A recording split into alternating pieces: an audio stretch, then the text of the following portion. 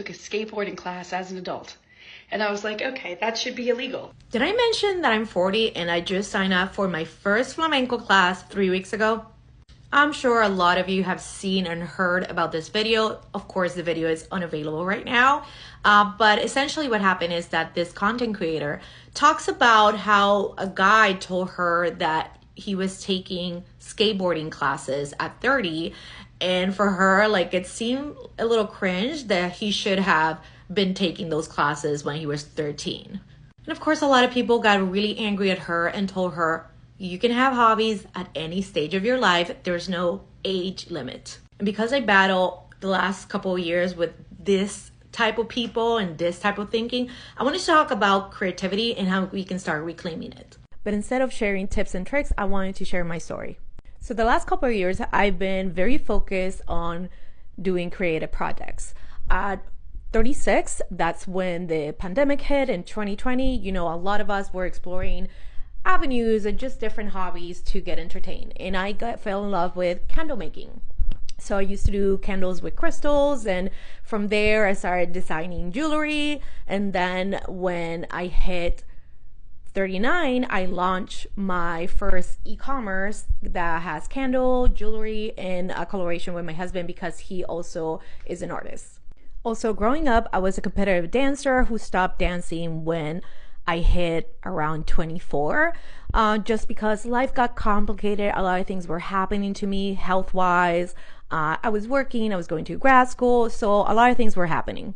And one of my passions throughout my life was to dance. It was just like a joy. It was a fulfillment, and it really saved me for a lot of very dark moments in my life.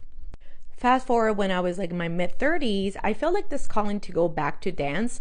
But for me, because I was still working on my healing journey and still kind of exploring who I was really as a person, I put a hold on it. I always had this longing of just going back. But for anyone who has been dancing competitively all their life, you understand there's some perfection tendencies. Even if dance brings joy to us, we tend to concentrate a lot of the technical elements of it or how we look while we dance. And I really wanted to start dancing again, but this time for fulfillment and joy, just to have fun. So in 2021, I decided to go back to dancing and taking dance classes.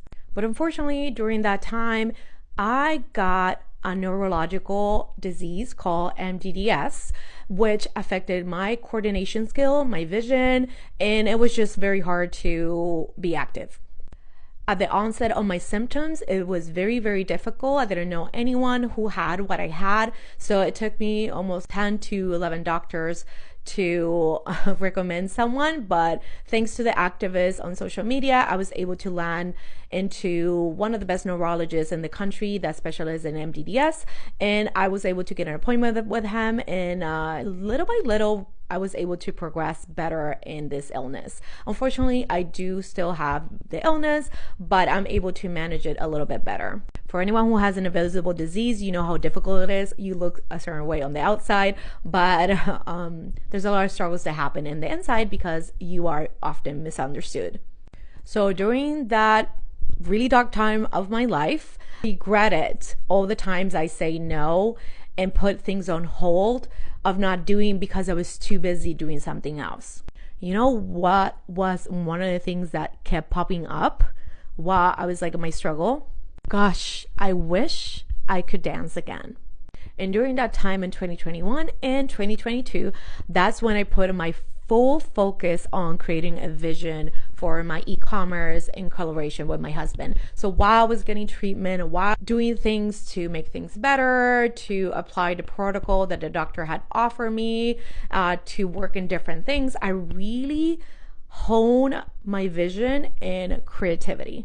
And I was making sure that besides taking my walks and trying to be active in a very gentle way to feel better, I worked a lot on mindset, which thankfully, for the last probably 15 years, I've been very focused on wellness and holistic health and alternative methods. So that knowledge that I already had really helped me try to look for a combination of Western medicine with Eastern options. And that's what helped me feel much better. But in all honesty, besides that, which was a game changer, creativity really, really saved me. And I keep saying this. I mean, I created a whole freaking business that entire year. And before, I never had the time to even continue doing my creativity. There was always an excuse. Oh no, I'm traveling here. Oh no, I'm going here. There was always this excuse, and I never put what my joys in the forefront of my life. And sometimes I always feel like you have to hit lessons to really integrate the knowledge in order to move forward. And I think that was one of my lessons. And I also made a promise to myself that because I've always been this very creative person, and I always say to everyone, we all have creativity inside of us. It's just that some of us are a little more tapped in than others. So it's just a practice, right? In order to get to that next level. Because it was such a big hit for my health, and it was such a sad period of my life, I made a promise to myself saying that I will always start from now on prioritizing joy, fulfillment, and creativity in my life, because that's what's going to liberate me. And I really had to make that promise to myself, because without even realizing it, I had compromised the true side of who I was when I was growing up. So when I was growing up, I was a very, very creative kid. I used to draw, and I was like pretty good at it, which is crazy. But I never enjoyed it, which is also crazy. But I also wrote poetry. I was in theater. I was in dance. I used to choreograph. So I used to do so many things. In my household, it was very important to look a certain way. There was like this tendency of looking kind of perfect. Always like, oh, el que dirán, just be careful. And your priority needs to be study so you can get a good job and you get a good salary. And that's exactly what I did. As an adult, I realize now I was literally denying the creative part of who I was, which was a big chunk. To the point that the people that were around me didn't feel prioritizing creativity should have been a thing. So it's interesting that when I saw that video from the content creator criticizing the person trying to, rediscover themselves and getting a hobby at a certain age, reminded me of all these people I had to deal with throughout all my life. And even as an adult, when I started really focusing on creative projects, there was always people coming to me like, oh, are you going to make money out of it? It was always like, oh, you're doing this because you want to leave your job so you can do this. Like, I was always looking for a monetizing of whatever I was putting my energy on. And if it wasn't monetizing, it needed to be like, oh, you're going to become a professional on it. And I think that really molded the way I saw the world.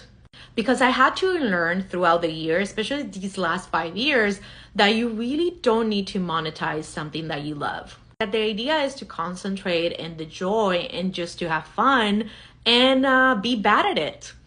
And it's pretty cool because while I've been exploring this side of me this last couple of years, I saw, I think 2 or 3 weeks ago, this video from this amazing creator. I think her name is Tally D.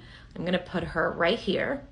She talks, a lot of her videos are around the topic of creativity and joy and how we can reclaim it. Interesting because she was dissecting this content creator's video, and she explains that one of the things that make us feel that way is because of this societal pressure, right? We have been raised and socialized to think that you need to do certain things at a certain time in your life to be deemed like you're okay and you're good. You're doing it right, which has made us as human beings be afraid to really explore and ponder on the idea of who you really are. Just because a group of people are doing it doesn't mean it's right for you, because you are an individual after all. All of that to say, there's no age limit on when you can start rediscovering yourself, to take up on that new hobby, to do something fulfilling. The time is now. If you're starting this journey, make sure to surround yourself with inspiring people. I love this content creator. After I saw one of her videos, that's when I decided to sign up to flamenco class and maybe ballet soon.